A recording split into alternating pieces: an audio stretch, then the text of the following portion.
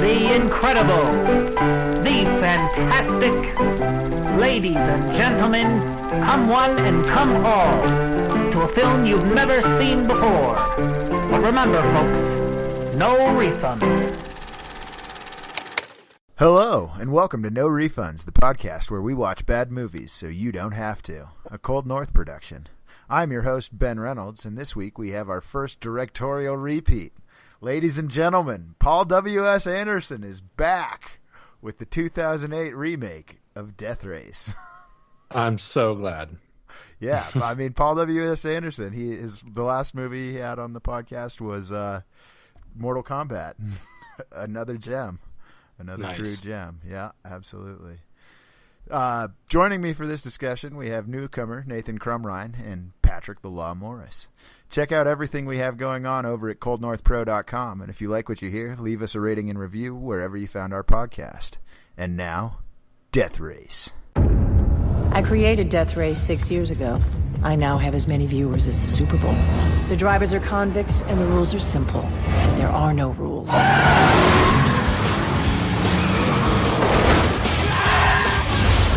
Win and get your freedom. Or die trying. All right, so that brings us to plot. Here each week we pull out Google and we search for the movie and basically take the plot that Google spits out for us. So here's what we've got this week. Framed for a murder he did not commit, 3-time Speedway champ Jensen Ames finds himself at Terminal Island, the country's toughest prison. But he gets an unexpected chance at freedom when the warden offers a choice. Compete in the death race as a mythical driver called Frankenstein, or rot in a cell forever. Riding in a car equipped with flamethrowers and grenade launchers, Ames must survive a gauntlet of vicious criminals to win his freedom, or die trying. So, one, flamethrowers and grenade launchers. Don't remember that. Flamethrowers wouldn't work. Or at least they had napalm. Grenade launchers definitely did not work. Tyrese Gibson's character had grenade launchers on his truck. His name was Machine Gun Joe, actually. Rocket-propelled grenades count as grenade launchers only by technicality, but otherwise it's an RPG. Come on, guys. True, it's an RPG. Play more video games. Actually... That was Nathan. But but that actually wasn't a bad description of the plot. No, typically, it wasn't. The Google plot synopsis that Ben finds are pretty bad. Last week was actually not terrible, except for it just left out a major detail. I guess that's true. But yeah, no, this one is actually not bad. This is this is probably the most accurate one we've had on the so nose. far. But it wasn't really a gauntlet. It was more like a series of races. Yeah, three separate What makes races. it not a gauntlet? What's A the difference? gauntlet is like a one-on-one thing as you progress one by one, step by step. Like, I mean, at the end, Hennessy turned it into a gauntlet. Like the warden had turned it into a gauntlet by the end because she just basically killed everybody. But yeah, the two of them in the second stage, she was just like, fuck it, let's have it be one-on-one. Yeah. Which seems like if she was really trying to be smart about it, it was probably a poor decision on her part to just kill that many popular drivers. Yeah, it seems like she wasn't great with business. Not very forward-thinking. No, she was like, you know what? She's a lot like Vince McMahon. This was basically straight WWE. And I can say that because I'm a big fan of WWE. And guess what? I really liked this movie. Like, this was a fucking fun movie. It was. But it wasn't... The audio balancing was terrible. But that didn't really make the audio balancing. Like, I had my soundbar all the way up for any scene with dialogue, and I still couldn't fucking hear. And I had to turn subtitles on. The thing that cracked me up was... Sorry to interrupt you, Ben. No, you're good. The thing that cracked me up is that scene where... he goes into the Brotherhood and starts beating people up. Like the punch sounds were louder than everything else, and not only were they louder than everything else, it was like the same sound every single time. Yes. It was like the exact same sound. I noticed that about a whole bunch of Foley in this movie is Like all of the sounds were just like super generic. I mean, it was the clip art of sounds. It was like, let me find the most generic, overused explosion sound that you've heard everywhere 1,000 times, and let's use it 1,000 more times in this movie. Okay, so let me give you guys a little history about like the Roger Corman Death Race. Like Death Race 2000 is essentially like, I mean, it like, and Roger Corman is like known for like basically almost making like satirical movies. So that is almost like an element of this that is like a throwback to Death Race 2000. Huh. Because All right. like that there is like that like there it's just I like this very movie corny. even more. Yeah, I never would have known that, and I think that's even more badass. That's actually really cool, and I like this movie more now. Yeah, The audio balancing was a real problem, though. Like, I was frustrated because it was like I couldn't hear any of the dialogue, and I was having to turn it down every time the action came up. But then I was thinking like, at first I was like, oh, well, it doesn't matter because like the plot doesn't fucking matter in this movie. But then I found myself, I was like kind of into it. And so I was just wanting to know the plot, know what was going on, know about Jensen, know about Machine Gun Joe and Case. How come Jason Clarke always plays dickheads? Does he play a dickhead in Planet of the Apes? I guess he's not really a dickhead in Planet of the Apes. He's kind of a pussy in Planet of the Apes. Yeah. Okay, But who is that? Because I don't know who that is. He's the main guard guy. Oh, Yeah, the baby face guard. I saw him and I was like, oh, this guy. as he was like washing him down and smiling because he was obviously super happy to be hosing a naked man. That was such a gratuitous, like, Jason Statham is buff. Let's do a like fucking crazy. There were a lot of scenes. There were a lot of those scenes where it was just like, yeah, let's show off Jason Statham's physique. Obviously, the movie really doesn't take itself seriously at all. And so, you know, when they're that self-aware, I think it's okay to just show off Jason Statham's physique. Yeah, because like they clearly made this movie knowing they weren't going to win an Oscar.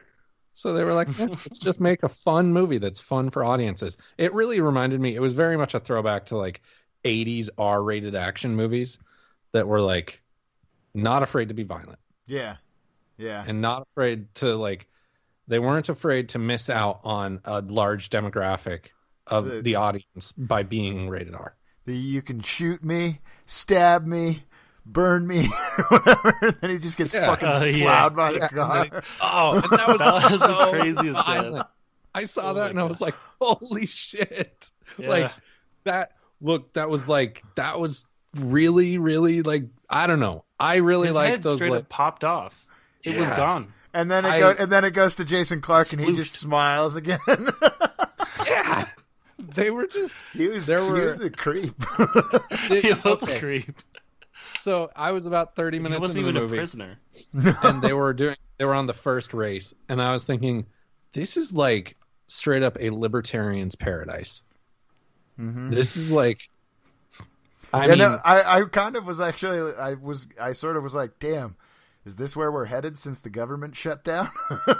Yeah, like government shut down. Oh my goodness. There's no real laws. It's basically just like, don't be a dick and let the free market run it all. And this is what is I mean, honestly, not that far off. The implications of what Hennessy did by letting Pachenko out, like, so she let a prisoner out of prison to go murder a dude's wife and frame him for it. Yo, I want you to go murder this guy's wife so that he can be my driver. The only thing about that subplot that didn't make sense was Pachenko came back. Like, I get it that there's GPS. Yeah, why would you go back to jail?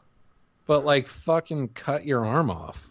Like, you're out. I wouldn't hesitate. I would cut my hand off in a heartbit. Yeah, or but like maybe he really liked. Maybe he was kind of like Coach and enjoyed being in prison. Or maybe he was trying to get it in with Hennessy. Ooh, I mean, Hennessy's hot. Joan Allen. Joan Allen. I have a note that says Joan Allen knows how to throw a dirty look because she throws a really dirty look to Ulrich. Ulrich is Jason Clarke's character's name. I feel like she's throwing shade most of the movie. Yeah. She throws some dirty looks in the Bourne movies too. Yeah, she definitely knows how to throw a dirty look. She's a great villain in those movies. I also have a note about how the dialogue about how Tyrese is gay, how that didn't age well at all. Was he actually gay though, or were no? they just, and that's why I feel like that just like was like so unnecessary. It's just like, what? Why is this here? Did they think this was funny at the time? Like, I don't know. Maybe they did, and it really goes back to just like I was charmed by the fact that they were so unapologetic about everything, because it really was so much of that 80s action movie gratuitous violence of like we are just absurdly over the top violent and we don't care. We're just making a movie to have fun. And like that's where some great movies came from. I mean, Escape from New York, Predator, Terminator, like Total Recall. These movies were fucking sweet. And like this is really kind of a love letter to those movies. Yeah, I could see that. And I liked it a lot. Well, and boy, frickin' the special effects are a lot better than the special effects were in Mortal Kombat. Yes, they were. And I feel like 14 years really did Paul W.S. Anderson some good. Maybe he learned to like, you know what, I'm not going to bite off more than I can chew. And I'm not going to try to make an entirely CGI character that interacts with humans.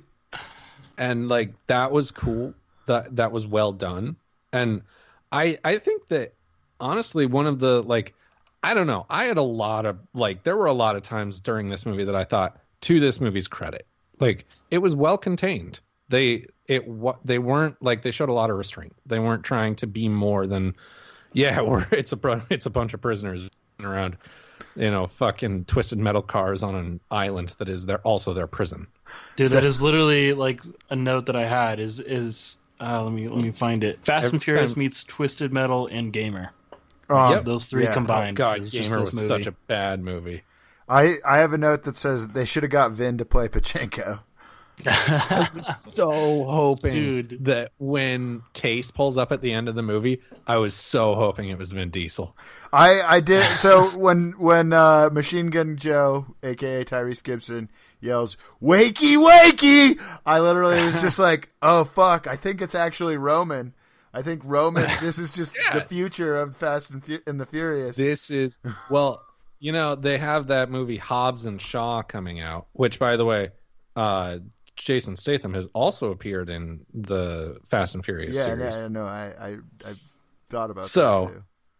They have Hobbs and Shaw coming out. That's a spinoff of Fast and Furious. Maybe Death Race was the original spinoff of Fast and Furious. I think it probably was. And it was just the future of Roman and Shaw on a prison island after the collapse. And they both had, like, they must have had, like, some sort of traumatic head injuries so that they didn't remember meeting each other in the past. Yeah. It took Joe way too long to realize that he was Frank. That Jensen was Frank. Like, it took everybody way too long. Yeah. They're just like, this is our new grease monkey. And then just coincidentally, the guy that Joe hears had 15 fractures comes walking up. And it's like, really, Joe? I mean, I guess you're in prison. You're not the smartest person. But, like, there are plenty of smart people that go to prison. Best dialogue in the movie was just, "What's my name? 14K. That's my name, bitch." Yeah. I heard that one because it was yelled. It was an interesting movie. I also have a note. Was Riggins related to Tim Riggins, the quarterback from Friday Night Lights? Maybe. Or not the quarterback, fullback, excuse me. Who was what character was I thinking of? Case should have been played by Megan Fox for sure. Ooh. I thought that in 2008. okay, that in the beginning though, like, wasn't there a completely different navigator? No, I think it was the same chick, wasn't it? No, that's right. It was. I thought it was Case. I thought it was a completely different person, like playing it. And then when she walked up, I was like, "Who the fuck are you?" Like, I don't know. When I watched it, I was very confused when they said, "Oh, that's her," because I swear she looked like someone closer to Megan Fox. Maybe it was just apparently wishful thinking, like my brain just going, "This is Megan Fox." Like 2008 Megan Fox in that role made a lot of sense. Awesome. But she was probably busy shooting Transformers. Yeah. Probs. Fucking Ian McShane. I was stoked that Ian McShane was in the movie. I love Ian McShane. He's great. He's the man. He's Coach. Coach. Oh, he was dope. He was hella dope. Pachenko,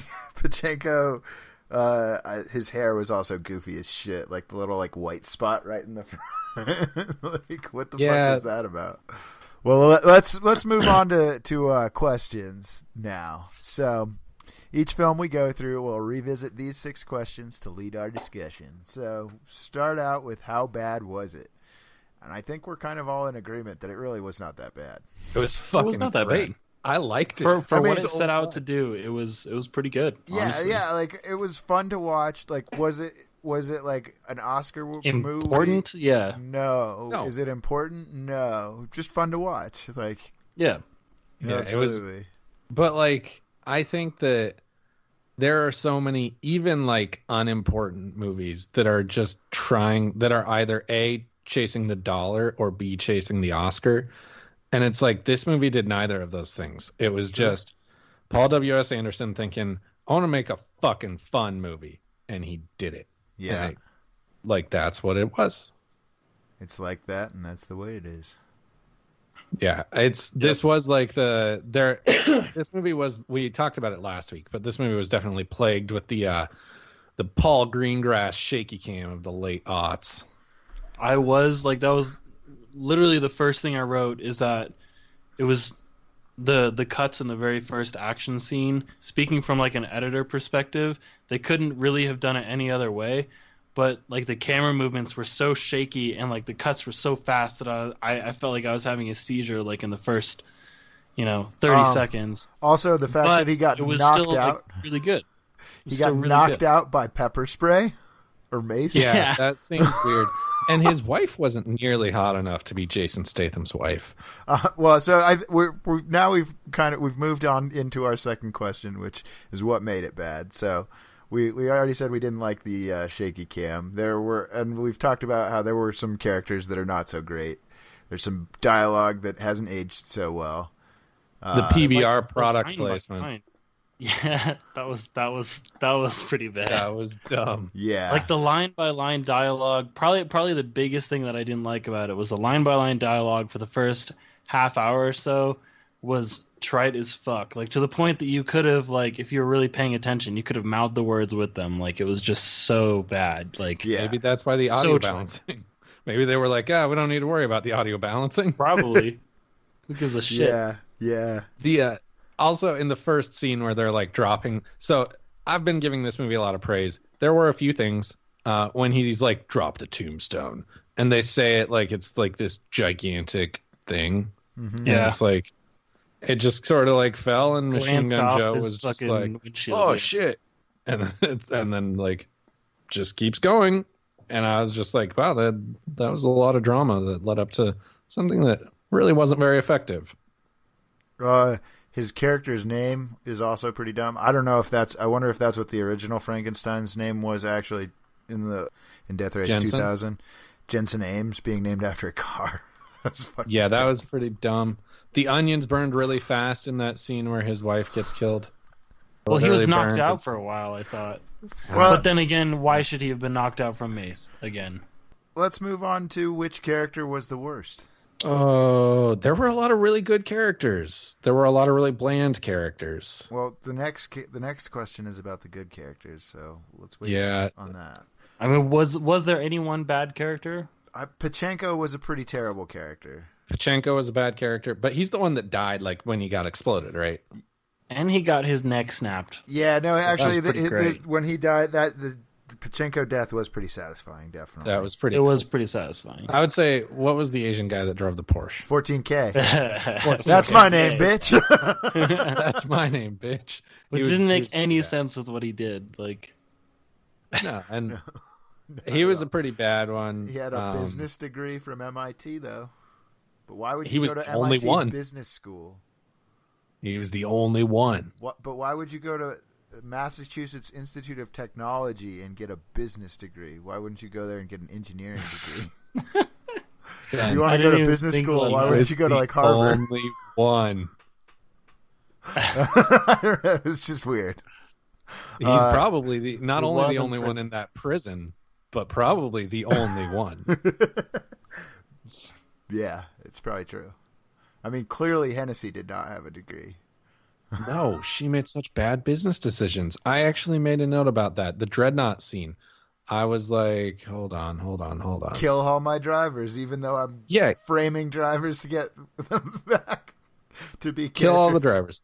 She gets it down to just Joe and Frank, which is exactly what she wants for drama. I get it. You're Vince McMahon.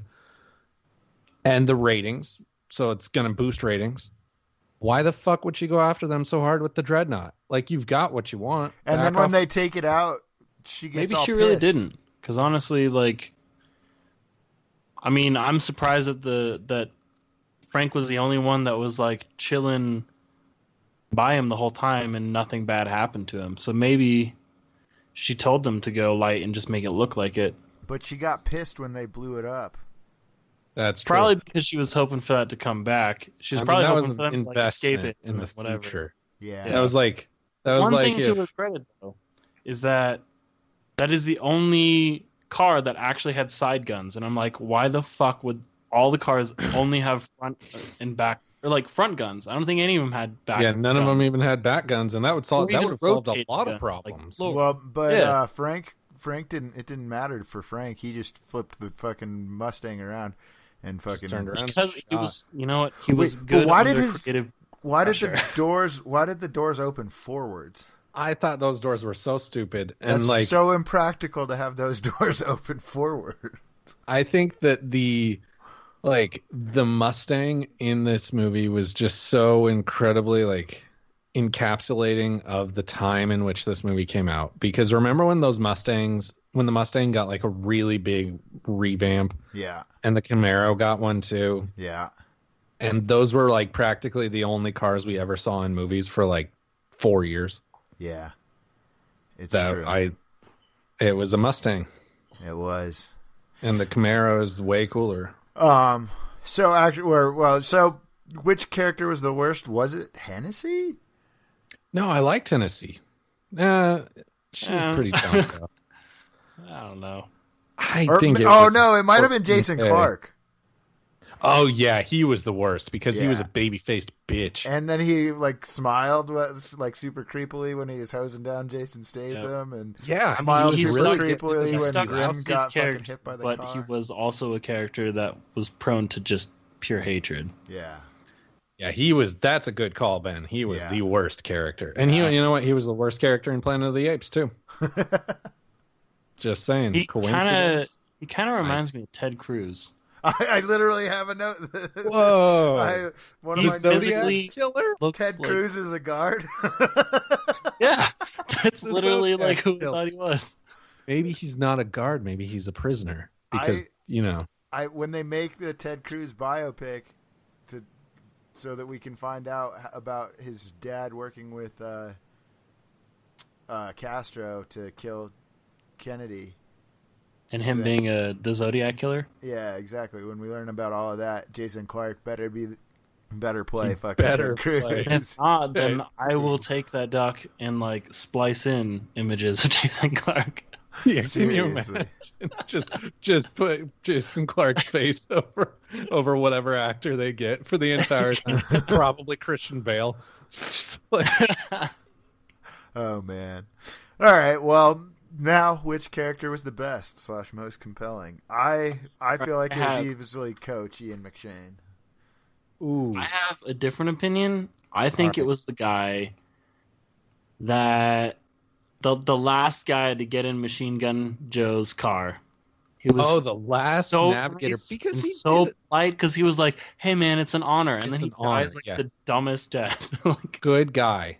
I thought that Honest, run good that was guy. a really funny running joke though. it was. That they kept dying, and then like even when the one didn't die, he was like, "Get the fuck out of my car!"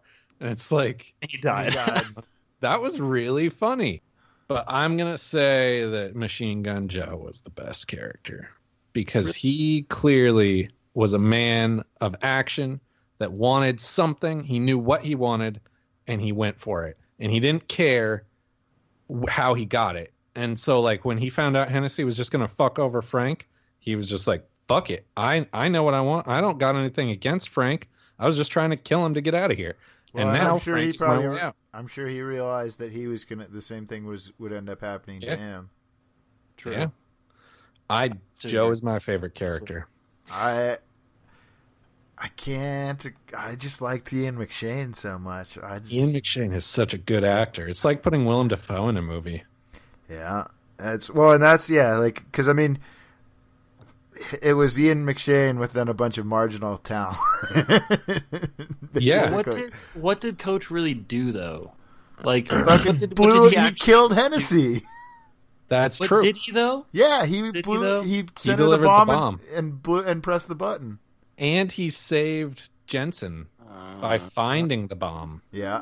And that wasn't for sure. No, because We don't know who actually found the bomb. no, he definitely found it. He He was was like, like, "I'm you not- don't fuck with my car." Yeah, you can't fuck with my car. That doesn't mean he found it. Maybe Lists found it. Lists was pretty cool too. I don't Yeah, think Liston and is the pretty best. cool. Lists, not a bad character. Not a Bad bad name. character. Not a great character either. No, but I did feel really bad for him because like he stabbed that guy and he stabbed Pachenko in the back, and then they stepped on his hand, man. And I was like, I have never What did he stab him with? Like a pen? a It pen. was a pen, yeah. Yeah. I've only ever had my hand stepped on like hardcore one time, and I was in kindergarten, and this girl stepped on my hand by accident And you when I was cried sitting for on a the half an floor. hour. It really hurt bad. And like Yeah. she was just doing it by accident. And I'm like sitting here watching Pachenko step on List's hand. And I'm like, man, he was just trying to Back to save Jensen. kindergarten. Don't you think his fingers might have broken? Yeah. But then And they what's- weren't broken in the next They scene. weren't broken. He's got metal fingers. Maybe he's got they should have put him in a cast. I don't know. I felt bad for Lists, but I think Joe is the best character. I just applaud Joe for his like I don't know. There's a reason I applaud him for being the bigger man and just going like, oh, all right, I did kill Frank. Fuck yeah, all right, let's get the fuck out of here because this is an awful situation.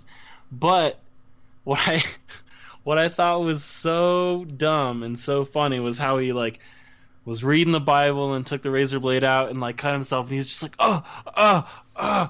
and like I feel like I'm gonna regret saying this, but like I feel like I've known like teenagers that were more ballsy and good, like with cutting themselves with razors than that man. Like that's a horrible thing to say, Nathan. But yes, I agree. It is, but like at the same time, is it not true? Also, going back to that scene, dude's got a fucking Bible, and he cuts a part out of a page to store a razor. It's like, it's a razor. It's pretty fucking thin. Just use it as a bookmark. I didn't even think about that. You don't need to cut parts of the page out. That's just for dramatic effect. It's a razor. True. But you might have noticed it more if you didn't do that. No. I don't know. I mean, maybe, but not because he doesn't want the guards to find it, man. Like, you put a fucking gun in a Bible? Yeah, cut out some of the pages. I get that. Well, you can only fit a Derringer in a Bible. A razor? You can only fit a Derringer in a Bible, but you're suggesting we cut out a part of the page for a Maybe he was just bored, honestly. Yeah, he got a lot of time, like he has a lot of time in prison. to Maybe he was just like, No, I he's don't gonna know. destroy and some maybe of he his fucking reading he material? probably didn't like that passage. Maybe he kept those pieces. He didn't. He really didn't like Genesis. What can I say? Does anyone? In a large majority of the country. All That's right. one of the biggest arguing points of the whole religion. So it seems like we're not going to come to a consensus here on who was the best character. Who's gonna vote? All right, we gotta. All right, put in your final thoughts. So I'm thinking it seems like we're kind of between Ian McShane and Machine Gun Joe. I don't know, dude. You gotta be And the tiebreaker. Super polite man. Super Nathan, polite you man. gotta be the tiebreaker. Super polite man, dude. See, now it's a split vote. It's an even I think split. it's I would. Main I would characters. honestly probably go with Machine Gun Joe Damn because it. he was just a homie. He was the And greatest. not only was he a homie, like he stuck with him afterwards. Yeah, they were buddies at the end of the movie. Yeah. Now I'm gonna just go watch freaking show. Fast. Deadwood. Watch Too Deadwood, furious. so I that just then honestly, feel I better don't. about There's not Ian much that I McShane. can credit Coach for. Like he was just kind of like the brains of the operation, but like there weren't any times in which Case didn't say something like he was just agreeing with Case the whole time on the track. So it was just like other than that, I'm kind of with you. Where is that? He saved Don't get me List's wrong. life multiple times on the track. Okay, that's fair, but like he doesn't get extra points for saving a cool character. I don't know. Where? Okay, so there were a couple of quotes that I noted, with regards to Coach. What does he say? He says something like, what do you think you're doing? And then he immediately takes his headset off. What the fuck are you doing, Coach? Get it together. You got to get an answer. Yeah. And when Jensen is killing Pachinko, and fucking Case is just like, this is a race. You don't get out of the car. I'm just like, thanks, John Madden. That was funny. Yeah. On it, like I really appreciated that moment though because, like if I were one of the viewers that paid that would be fucking so $100 to watch this one race, like that would have been like a moment like he got out of the fucking car. What? And like snapped another driver's neck. Yeah, okay. what? And Nathan, you mentioned $100. Holy shit, were they wrong about the price of pay-per-views $250 for all three. for the season pass? Yeah. Yeah. Like $250 for pay-per-view That's how to much. watch. That's how 3 much days? boxing matches are. No way, really? Yeah, and UFC shit's really expensive too. Yeah. But UFC their buys are going way down. Well, that's probably true, but boxing is still really expensive.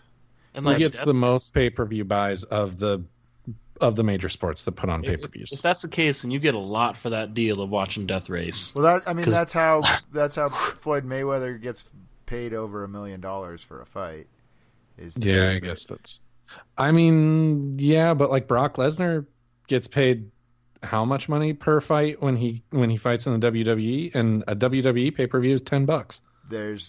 But I'm just saying that Floyd Mayweather is the highest paid fighter ever. Okay, that makes sense. Oh. But like, I'm just saying, the price of pay-per-views on the whole is going down, and when they don't go down, the buys go down. If you look at the UFC, But so that the boxing is way different, and so I think that they're. I don't know. This is also a fairly silly nit to be picking. yeah, but I feel like the price of pay-per-view is way too high in this movie. But you're right, this is a silly nit to pick. I mean, I wrote it down because I was like, I would never ever do that. I would never buy that. I would wait for the YouTube WWE videos. fan. Like, I'm a huge WWE fan, and if they asked me for $20 a month for pay-per-view, I would be like, get the fuck out of here. Like, get out of here. You want $20 for the Royal Rumble? Fuck off. Like, I'll tune in once a year for WrestleMania. Yeah. Well, they used to be more expensive, though. I know, they used to be $60. Yeah. Yeah. I remember Sam Lake and his little brothers would just like do a bunch of chores around the house to earn money to buy the pay-per-view. That's funny.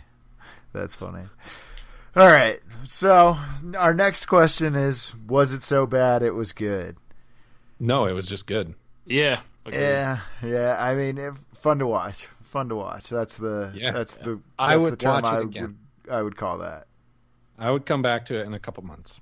I would watch the sequels. I don't know if I would watch that one again. Well, I don't want to step on your Ben, but I'm intrigued by the cast of the second one. I'm intrigued. Yeah. No, totally. All right, so then the last question, would it have been better as a Netflix/HBO series? No. Yeah. This one is a lot like Bangkok Dangerous in that, like, it can barely hold up its runtime. Like, each race, I get it that they were giant action scenes, but it felt really long. I thought the racing was kind of awesome. That was like one of my favorite parts. I thought the racing was sweet. And like, again, to this movie's credit, this movie's nonstop action. Mostly. Yeah. One way or another. Really cool. I feel like a lot nonstop action fought with trite dialogue. Yeah. Like they definitely poured all their assets into not into the screenplay, but into the action. Cars.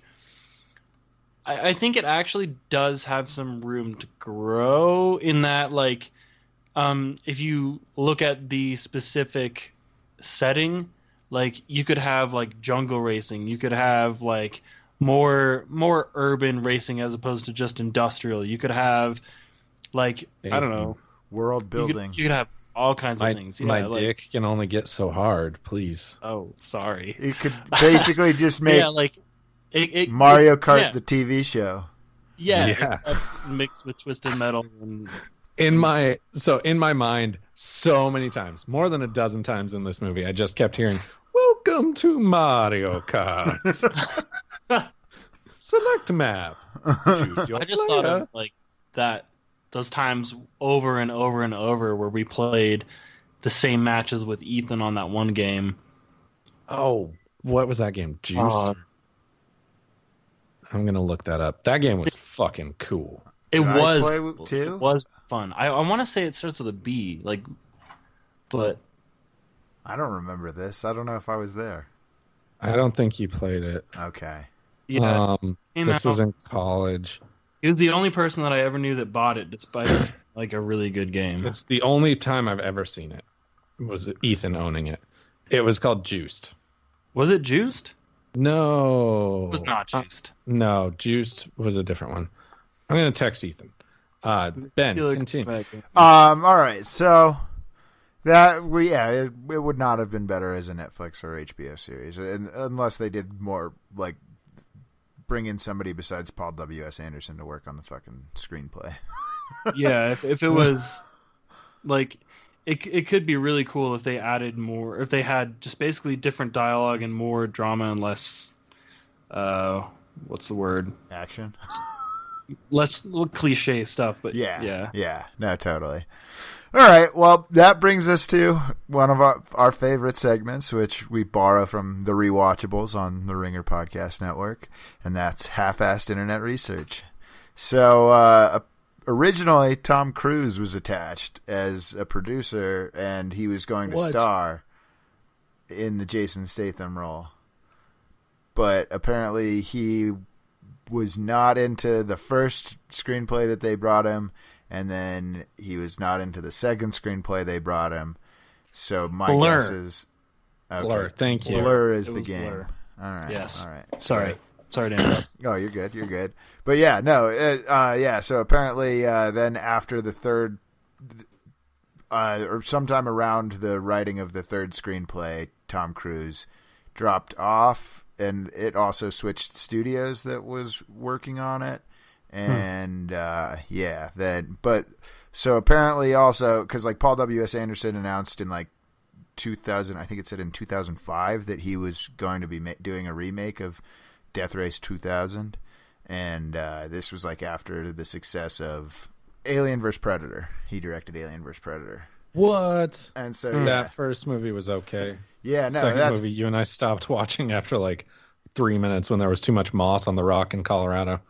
I think I watched that later with Billy, actually. I fell asleep during the second one, but the first one like instilled like this weird love for Alien vs Predator. Like I realized that I played the games and I fucking love those.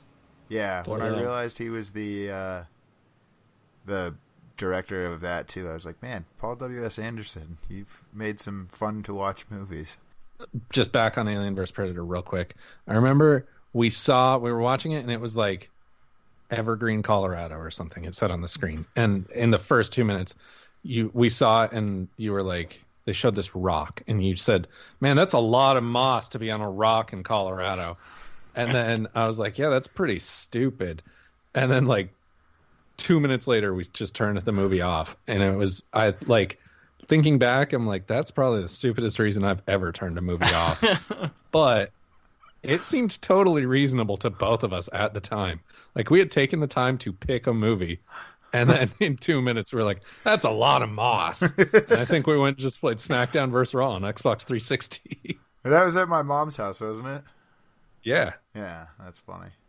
So apparently Paul W.S. Anderson decided to have it play more straight than the original Death Race, but it's funny that he did include some of the little like nod to it with the like crappy sound sound effects. I feel like you've gotta have some kind of a nod to it. Yeah, you gotta have some kind of homage. Yeah. So the other really awesome homage was that David Carradine did the voiceover of Frankenstein in the beginning. And David Carradine actually played Frankenstein in the original Death Race. This movie keeps getting cooler and cooler. Like, this is a cool throwback. Like, this is really paying homage to the source material and like honoring that. Another note: a year after this movie came out, David Carradine died of autoerotic asphyxiation. I was shooting a movie in like Bangkok. Jesus Christ. Good Lord. Yeah. What a way to go. David Carradine's fucking awesome, though. So, yeah. Was. Oh, yeah, he was fucking awesome. Rest in peace. But, yeah. What a guy. Autoerotic. he was into choking himself while he jerked off, I guess. I mean, hey, whatever you're into. Let's not dwell on this subject. So then the last little bit I have here is that 3 straight-to-DVD sequels were made, like we were talking about earlier. Death Race 2, Death Race 3 Inferno, and Death Race Beyond Anarchy. Death Race 4. Isn't 4 in the title? No, I'm pretty sure it's just called Death Race Beyond Anarchy. Oh, wow. But Death Race Beyond Anarchy is on Netflix, if you... We might be watching it because I liked this movie. But so they're all prequels, and apparently 14K and Lists are both in, so 14K appears in Death Race 2 and Death Race 3. List appears in Death Race 2, Death Race 3, and Death Race 4. But it's kind of funny that they're prequels, yet it's called Death Race 2. Death Race 3. Yeah, they did the Fast and Furious thing where they were like, prequels, and it didn't really make sense, but more interestingly, Sean Bean and Ving Rhames are in Death Race 2. Oh, really? Sean Bean's in it? Huh. Yeah. I knew Ving Rhames. I missed the fact that Sean Bean was in it. I bet he's the bad guy. Or a bad Probably. guy. Right. Also, Death Race 2 and Death Race 3 star Luke Goss as Frankenstein, and Luke Goss is the definition of a poor man's Jason Statham. He's the definition of like a picture of him. Well, Jason Statham wouldn't come back for this role. It's hilarious how much he looks like Jason Statham. Like, he's just fucking. I wonder why they didn't get Dick Carrot. No, he does. Yeah. He's like a mix between Beckham and Statham. Yeah. It's kind of crazy.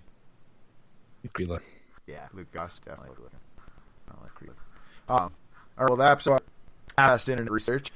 But since we don't only watch bad movies and TV, let's talk about some of the stuff that we have genuinely enjoyed watching lately.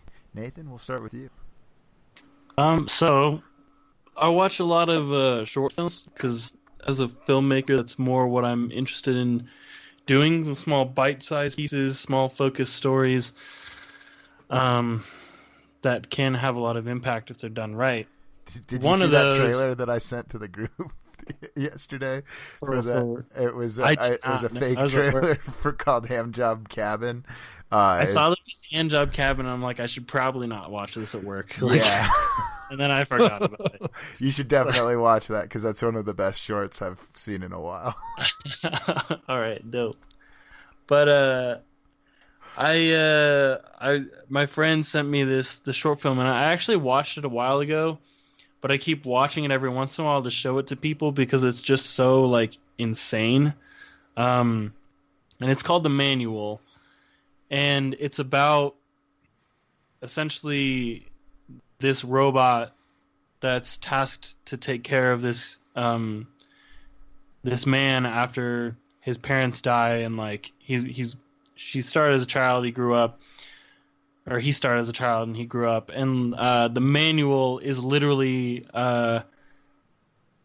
like a Bible, and it's the robot speaks about it very, very like a just your Christian friend that you don't want to talk to anymore because they push it on you all the time. That's what the robot is kind of like, and it's just a very, very interesting take on religion and how technology has moved forward and progressed, and how that changes our views on various religions. Other than that, I've been watching Gravity Falls and The Office. So fair enough. Both really good shows. Nice. I've never seen The Office all the way through, and I've never seen Gravity Falls all the way through either. So. Nice. Stuff. I'm definitely curious to check out The Manual. Yeah, I'll send you the link. Right on. It's really right on. good. Patrick, how about you? So I watched this. I actually watched a movie that was really cool this week called Death Race that I really enjoyed. And for some reason, I somehow knew you were gonna do this. It was really cool, and like I went in with pretty low expectations. I left pleasantly surprised, and you should check it out if you ever get the opportunity. I'm pretty sure it's on Netflix.